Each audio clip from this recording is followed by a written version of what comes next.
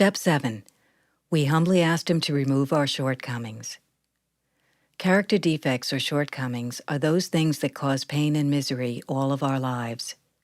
If they contributed to our health and happiness, we would not have come to such a state of desperation. We had to become ready to have God, as we understood Him, remove these defects.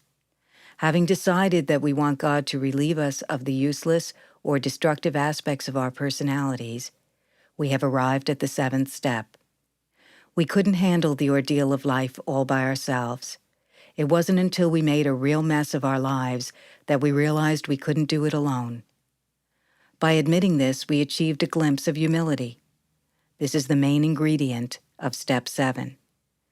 Humility is a result of getting honest with ourselves. We have practiced being honest since Step 1. We accepted our addiction and powerlessness. We found a strength beyond ourselves and learned to rely on it. We examined our lives and discovered who we really are. To be truly humble is to accept and honestly try to be ourselves. None of us is perfectly good or perfectly bad. We are people who have assets and liabilities. Most importantly, we are human. Humility is as much a part of staying clean as food and water are to staying alive. As our addiction progressed, we devoted our energy towards satisfying our material desires. All other needs were beyond our reach. We always wanted gratification of our basic desires. The 7th step is an action step, and it is time to ask God for help and relief. We have to understand that our way of thinking is not the only way. Other people can give us direction. When someone points out a shortcoming, our first reaction may be defensive.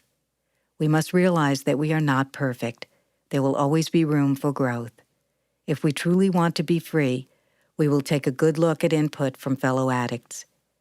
If the shortcomings we discover are real, and we have a chance to be rid of them, we will surely experience a sense of well-being. Some will want to get on their knees for this step. Some will be very quiet, and others will put forth a great emotional effort to show intense willingness. The word humble applies because we approach this power greater than ourselves to ask for the freedom to live without the limitations of our past ways. Many of us are willing to work this step without reservations, on pure blind faith, because we are sick of what we have been doing and how we are feeling. Whatever works, we go all the way. This is our road to spiritual growth. We change every day. We gradually and carefully pull ourselves out of the isolation and loneliness of addiction and into the mainstream of life. This growth is not the result of wishing, but of action and prayer. The main objective of Step 7 is to get out of ourselves and strive to achieve the will of our higher power. If we are careless and fail to grasp the spiritual meaning of this step, we may have difficulties and stir up old troubles. One danger is in being too hard on ourselves. Sharing with other recovering addicts will help us to avoid becoming morbidly serious about ourselves. Accepting the defects of others can help us become humble and pave the way for our own defects to be relieved. God often works through those who care enough about recovery to help make us aware of our shortcomings. We have noticed that humility plays a big part in this program and our new way of life. We take our inventory.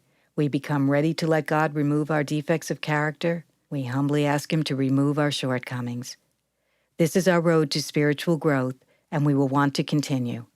We are ready for Step 8.